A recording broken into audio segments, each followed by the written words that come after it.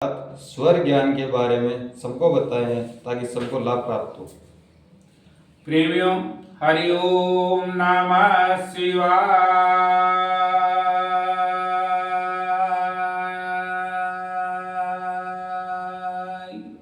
हरि ओम नमः शिवाय। मेरे कई शिष्यों के फोन आ रहे हैं प्रेमियों, आगे के लिए ईश्वर तत्व ज्ञान का मार्गदर्शन दे रहा हूं, आप सुनिए। तो भगवान की स्तुति करने के बाद मैं आपको ईश्वर तत्व ज्ञान के बारे में बताऊंगा।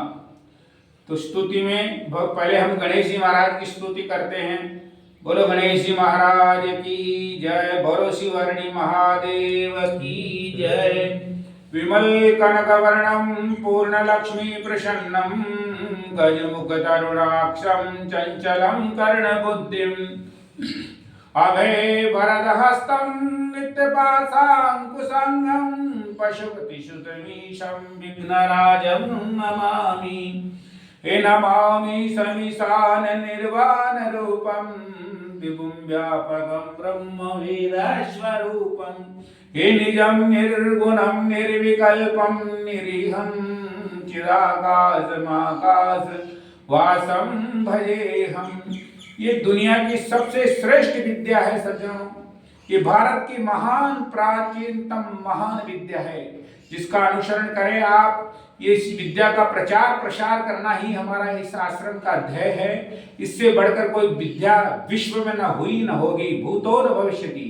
तो सुनिए, भगवान शंकर माँ पार्वती से कह रहे हैं, हे पार्वती, जन्मांतरीय संस्काराय प्रसादात्वा गुरु केशाम चिंजाते विमलात्मा नाम। हे पार्वती, कई जन्मों के शुभ संस्कार होते हैं तो मनुष्य तत्व ज्ञानी बनता है पार्वती।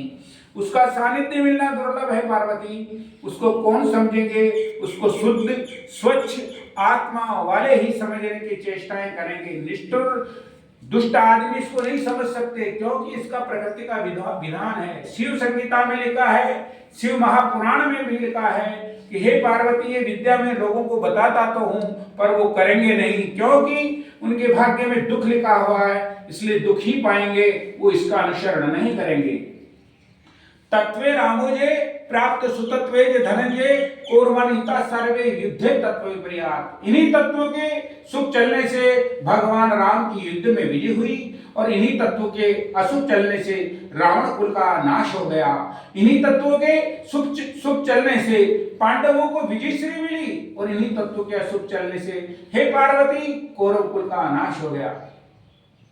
किष्किंधा कांड में लिखा है, क्षितिजल पावक गगन समीरा पंच रचित अधम शरीरा। क्षितिजल पावक गगन समीरा पंच रचित अधम शरीरा। जब तारा का पति बाली मर गया तो भगवान राम कह रहे हैं, हे तारा, संसार पृथ्वी तत्व, जल तत्व, वायु तत्व, आकाश तत्व और अग्नि तत्व से बना है।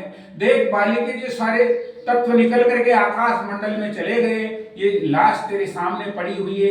इसलिए संसार ही, यूनिवर्स भी, ब्रह्मांड भी सब पांचों तत्वों से बना सज्जनों, और ये संसार भी इसी तत्वों से चलता है। अंधड़, आंधी, बरसात, आग जनित घटनाएं होना, ये सब प्रकृति प्रदत्त बातें हैं। इसलिए आप इनको सुने, इन तत्वों को समझें। तो एक शास्त्र में लिखा है, आग पानी पवन और ये धरती गगन। आग पानी पवन और ये धरती गगन, चेतना तत्व पांचों, जन्म और मरण। आग पानी पवन और ये धरती गगन, चेतना तत्व पांचों, जन्म और मरण।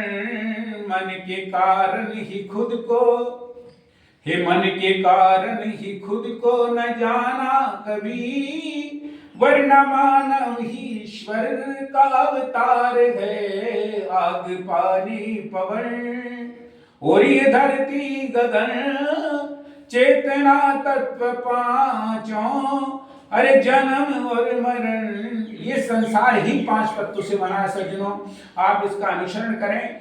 अभी क्या, एक आदमी का कुशा के आसन के बारे में कई आदमी ने मुझसे पूछा, मैंने वीडियो में भी बताया है। कुशा का आसन दुनिया का सबसे सर्वश्रेष्ठ आसन है सज्जनों, जिससे पवित्र आसन आपको कहीं नहीं मिलेगा।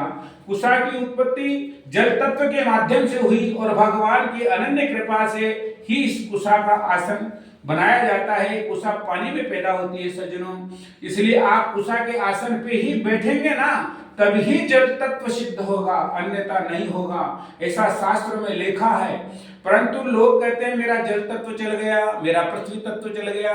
तो जल तत्व चलाने की विद्या के लिए आपको एक कुशा का आसन लाना पड़ेगा। चंद्रेश्वर में बाएं स्वर में जो जल तत्व चलाता है, उस समय किया गया कार्य निर्विघ्न समाप्त होता है। पार्वती कीर्ति और पताका पहनाती है। इसलिए आप जल तत्व का ध्यान के बारे में मैं बताता हूं, इससे बढ़कर कोई ध्यान नहीं है पृथ्वी में, तो आप उस तत्व का ध्यान करें। आज्ञा चक्र में आप ध्यान करें, मानसिक विचार से आंख मूंद करके भी आप इसको कर सकते हैं। तीज चौथ का चंद्रमा है, उसको मानसिक विचारों से इसको देखना है प्रेमियों। और आपको वम वम वम वम वम जैसे राम राम मंत्र की मालाएं फेरी जाती है, इस प्रकार इसकी 11 माला आप फेरोगे तभी ये मंत्र सिद्ध होता है।